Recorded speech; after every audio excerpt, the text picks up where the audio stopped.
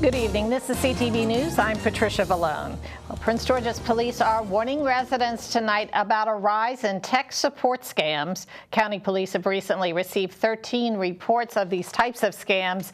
Officials say victims get a computer pop-up message from a scammer pretending to be a customer tech support agent. The criminals then convince their victims to allow them to have remote access to the computer. Once granted access, they're able to steal your money. The FTC says these scams are not uncommon.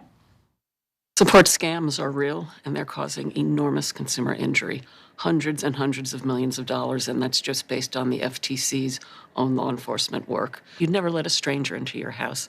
Don't let one into your computer. If you get a pop-up, don't click on a link. If you get a phone call from someone who says your computer's security is at risk, don't listen to them. Stop, take the time to talk to a friend, talk to a family member. And the thieves have stolen more than $287,000 from victims. If you believe you've fallen victim to the scam, please contact police by dialing 301-516-1464. Well, with the start of the school year and a shortage of bus drivers in Prince George's, parents are growing concerned about pickups and drop-offs. In one case, a parent of a special needs child says her daughter waited for hours for the morning bus, but it never arrived. The mother of the girl says that she left her daughter at a daycare before school, only to receive a call that the bus never showed up. The mother ended up taking her child to Hyattsville Middle School herself. Meantime, on Monday, a pre-K student got off at the wrong stop. The county school district is short 135 drivers. I believe the county is doing what they need to do in order to fill these vacant spots.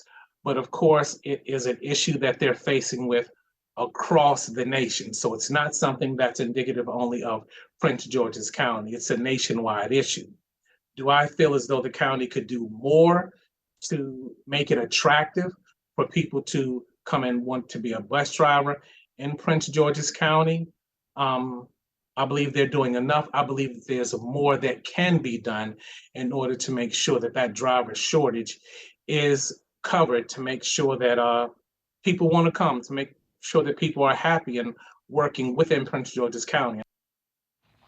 And the school system says it's committed to safe and on-time arrivals and departures, but that it only has 83% of the drivers needed. Well, Prince George's police investigate a homicide in Hyattsville. Police were called to the 2900 block of Bellcrest Center Drive about 3 o'clock this morning for a report of an unresponsive man. Investigators say the victim suffered trauma to the body. The identity of the person has not yet been released. Anyone who may have information is asked to call 1-866-411-TIPS. Well, a group of engineering students from the University of Maryland receives a special presentation and check this afternoon. UMD's autonomous micro air vehicle team designed, built, and tested a custom drone called Gambit for under $5,000. The drone won first place in a nationwide challenge. The goal was to provide first responders with a high-quality video signal to detect human life and then assess hazards in a cluttered indoor environment. And so these are real-world situations that first responders find themselves in every day. And if we could develop the technology that can aid them and find people faster, we believe that we'll have a better chance in terms of saving lives. The toughest part was probably navigating indoors. There's a lot of clutter and potential obstacles in the way that might not exist outdoors when you're just flying in open air. So we have sensors on board and cameras on board to help with the drone kind of navigate and stay in one position where it would be really easy for an operator that might not be super well trained, like a first responder, to use that drone. Like Ukraine, for example. Sad situation over there, but I know that when the Russians bombed some of those buildings, and I remember watching people on the film walk in to try and find survivors.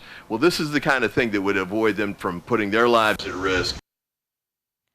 And the challenge is sponsored by NIST, the National Institute of Standards and Technology. This is the second year in a row that the UMD team has won a NIST challenge. In 2021, the team won first prize for an outdoor search and rescue competition.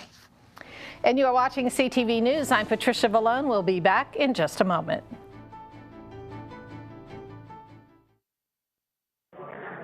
We are calling you from the Department of Social Security Administration.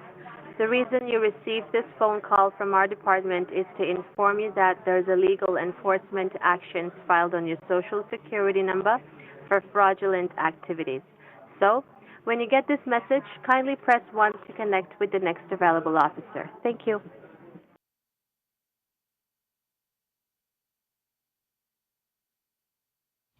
Welcome back. Well, drivers can expect to see more state troopers out on the roads this Labor Day weekend. Maryland State Police will be on the lookout for impaired, distracted, and aggressive drivers. Here in Prince George's, more troopers will be out along routes 5, 50, and Interstate 495. The Prince George's Firefighters Union says the county fire department is experiencing a staffing shortage. The agency has about 1,800 firefighters and paramedics, but has seen a decline in volunteers. The union says this has impacted service, leaving 16 stations short, 1 staffer each. Police have released the name of the moped driver who was killed yesterday in a collision with a car. He's 58-year-old Archie Alston of Landover. The crash happened yesterday morning about 7:30 at the intersection of Columbia Park Road and MLK Junior Highway in Landover. Investigators say the moped struck the front corner of the car while attempting to cross over Martin Luther King Jr. Highway and onto Columbia Pike. Alston was pronounced dead at the scene. Anyone who may have witnessed the crash is asked to contact police at 301-731-4422. Well, a Bowie man faces charges after bringing a loaded handgun, through a security checkpoint. Now, according to officials, the suspect was stopped while entering a security checkpoint at Reagan National Airport yesterday. TSA found a loaded 9mm gun along with a loaded gun magazine in the man's carry-on luggage. Now, remember, weapons are not permitted through security checkpoints. 23 guns have been confiscated at Reagan National Airport so far this year. And a Montgomery County student is in serious trouble after allegedly bringing a ghost gun to school yesterday. The incident happened at Montgomery Blair High School.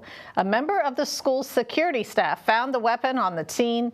The student's parents were called, and the teen is now in the custody of Montgomery County Police.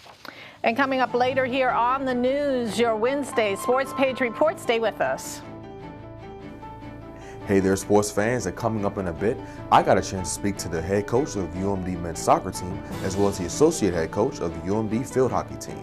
I'll have more on what they had to say coming up in a bit. Stay tuned.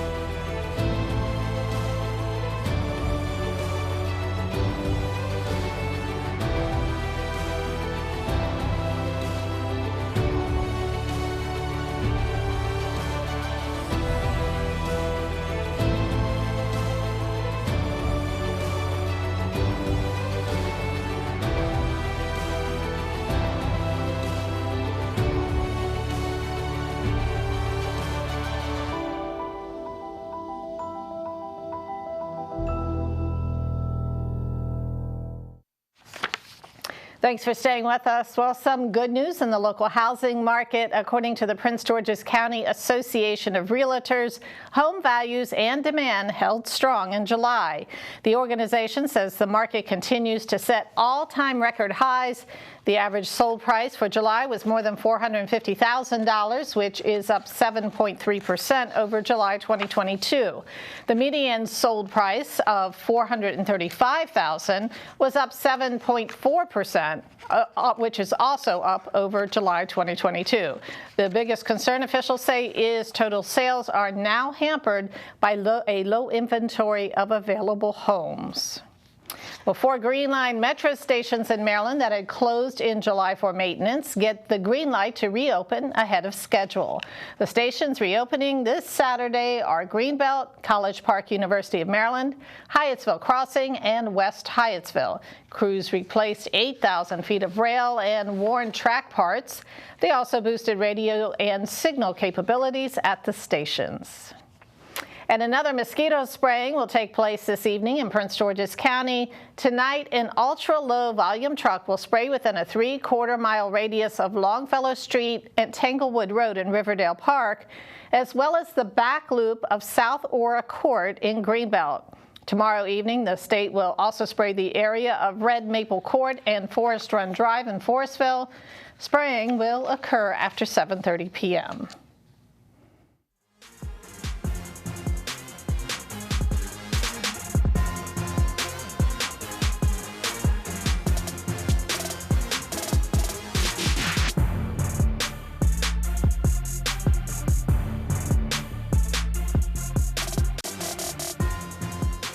What's going on, everybody? It's time for your Wednesday sports page. We'll start with some college soccer news. The season is underway for the UMD men's soccer team, and they will try and build off of last year where they went 11-4 with 5 ties and made it to the second round of the NCAA tournament.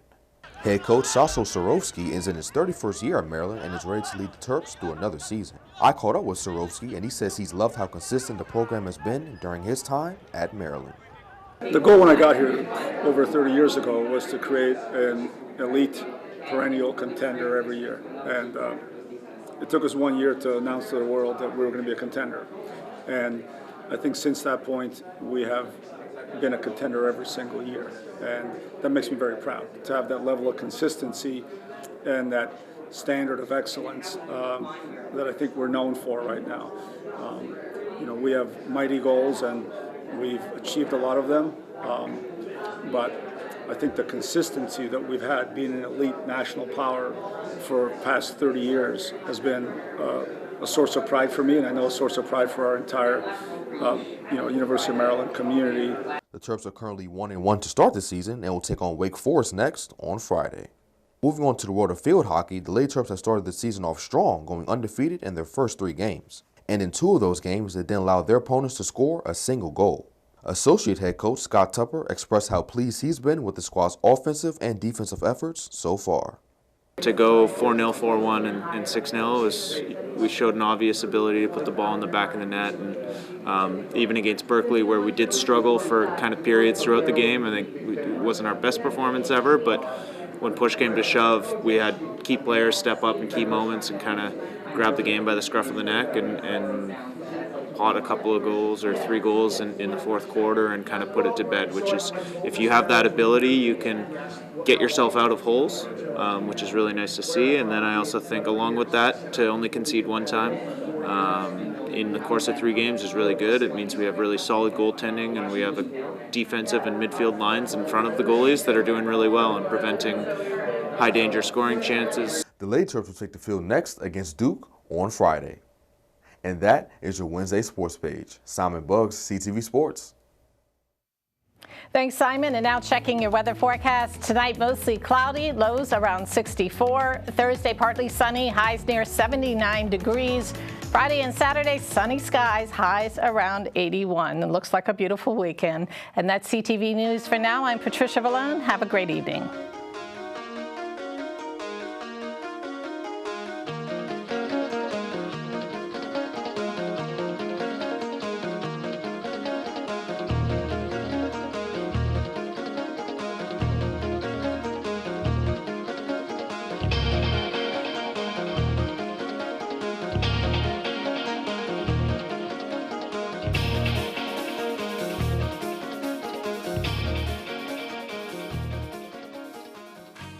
My dad was my hero.